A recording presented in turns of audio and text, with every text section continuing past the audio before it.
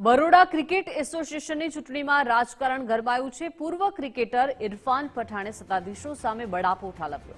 ઇરફાન પઠાણે કહ્યું કે બીસીએનું સ્તર સતત નીચે જઈ રહ્યું છે। બરોડા ક્રિકેટ એસોસિએશન સાથે અમારી યાદો જોડાયેલી છે। ક્રિકેટના સ્તરને ઉપર લાવવા સારા લોકોની નિમણૂક અનિવાર્ય છે। ચેરમેન સિલેક્ટર અન્યના ઇશારે કામ કરતા હોવાનો તેમણે આરોપ લગાવ્યો છે। 15 તારીખની ચૂંટણીમાં વિચારીને મતદાન કરવા તેમણે અપીલ કરી। जहां पे मैं आज पहुंचा हूं, जो इज्जत, जो नाम कमाया है, it's because I had Baroda cricket association banking.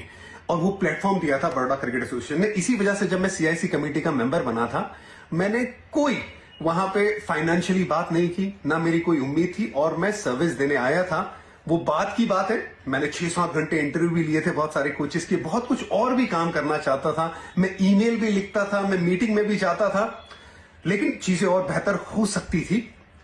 यहां पे ना आने वाले वक्त में अच्छे मेंबर्स, अच्छे ऑफिस बेरर्स आपको चाहिए, ताकि जो क्रिकेट का स्तर है वो बेहतर है। ये सब चीजों को बदलना है, और ये बदलाव करने की जो जिम्मेदारी है ना, ये हमारे वोटर्स और मेंबर्स की है। ये करना पड़ेगा, तभी बड़ौदा क्रिकेट आगे आएगा।